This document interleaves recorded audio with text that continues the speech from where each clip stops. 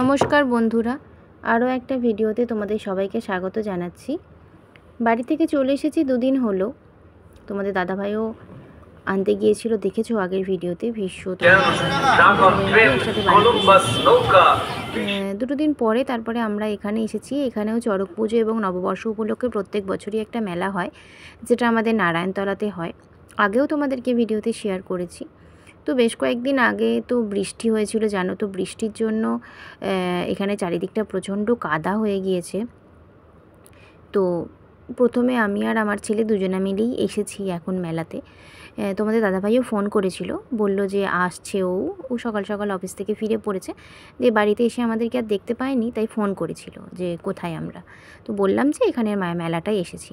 তো বললো যে ঠিক আছে, তোমরা ঘোরো, আমি আসছি। তো ততক্ষণে আমরা আমাদের মতন একটুখানি ঠাকুর দর্শন করলাম, ছেলের কয়েকটা ছবিও তুললাম, আর তারপরে আশেপাশে যা আছে সেগুলো একটুখানি ঘুরে ঘুরে দেখছি। যেহেতু আগের দিনই বৃষ্টি হয়েছে, সেই জন্য মেলাতে লোকজন একটু কম, আর চারিদিকে কাদাতে দেখতেই পেয়েছো কী অবস্থা হয়ে আছে। তো মোটামুটি মেলাটা ফাঁকাই আছে, সেই কারণে ভালোভাবে ঘুরে দেখাতে পারছি তোমাদেরকে। নয়তো মেলাটায় কিন্তু ভালোই ভিড় হয়। আগেও যারা তোমরা আমার ভিডিও দেখেছো অবশ্যই তোমরা দেখে থাকবে। আর এবারে দেখো, প্যান্ডেল মন্দিরটা কিন্তু খুব সুন্দর করে সাজিয়েছে। প্রত্যেক বছরই এখানে সুন্দর করেই সাজায়। আর কাদা হওয়ার জন্য না এই রাইডগুলো এখন একটু বন্ধ আছে, কারণ এদিক দিয়ে মানুষ যাওয়া আসা করতে পারছে না। বড় নাগরদোলনাটা চলছিল, আর তার সাথে ড্রাগনটা যাচ্ছিল। ব্রেক ড্যান্সে মানুষ কিছু কিছু ছিল, কিন্তু তাও পরিমাণে কমই যাচ্ছিল, যেহেতু কাদা আছে ওদিকে। আর এখানে একটা ব্যাগের দোকান লাগিয়েছিল, সেই ব্যাগের দোকানটা 100 টাকা 150 টাকা করে ব্যাগ ছিল। বেশ সুন্দর সুন্দর কালেকশান ছিল।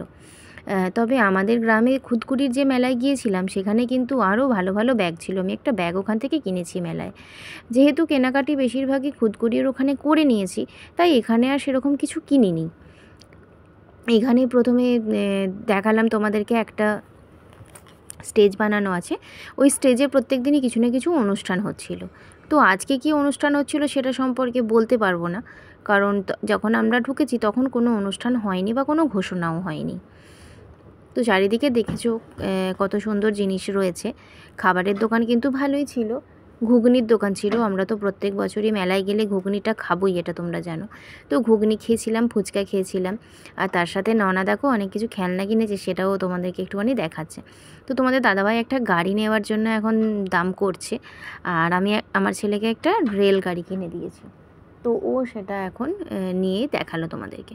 তারপরে এখানে বেশ সুন্দর সুন্দর মূর্তি ছিল, তাই সেগুলোই একটুখানি দেখছিলাম যে ওগুলো কীরকম কী দাম আছে না আছে।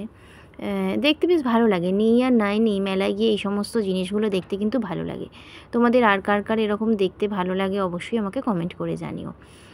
বেশিরভাগই মেলাটা তোমাদেরকে কভার করার চেষ্টা করছি। আর এখানে সবথেকে বেশি যেটা ভালো ছিল সেটা হচ্ছে 30 টাকার কয়েকটা দোকান ছিল, যেখান থেকে আমি বেশ কয়েকটা হার কিনেছি।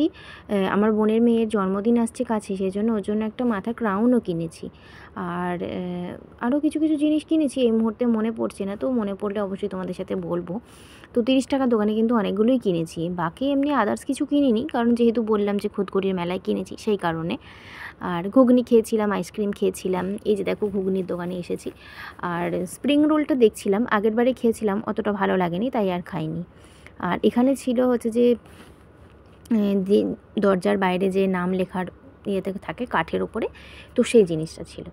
আর তারপরে দেখলাম যে আবার বইও বিক্রি করছিল, তাই সেটাও একটুখানি তোমাদের সাথে শেয়ার করে নিলাম।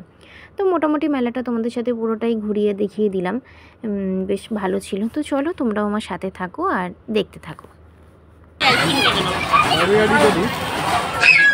আইসক্রিম খাবে? আইসক্রিম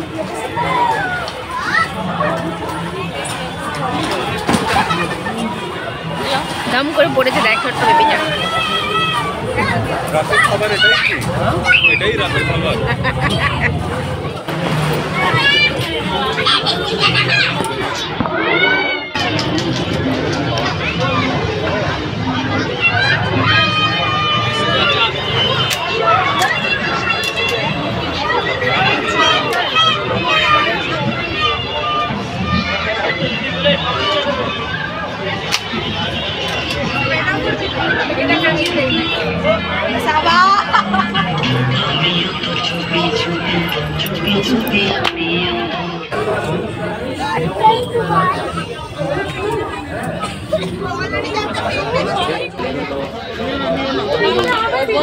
খেলাটা নিলি? হ্যাঁ, ওর হাতে আছে। দাও এটা। ওই তো হাতে নিল। দেখেছিস এখানে কত কিছু আছে।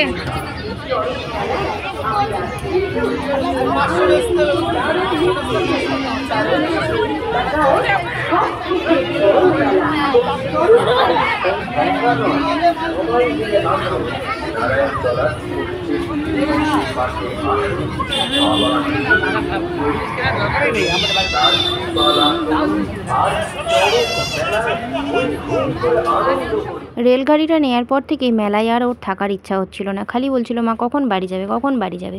আসলে নতুন খেলনা পেলে বাচ্চাদের যেটা হয় আর কি, কখন বাড়ি নিয়ে গিয়ে সেটা জুড়বো। তো এই দেখো বাড়ি এসে ওটাকে জোড়াও হয়ে গেছে আর রেলগাড়িটাকে দম দিয়ে দিয়ে চালানোও হয়ে গেছে।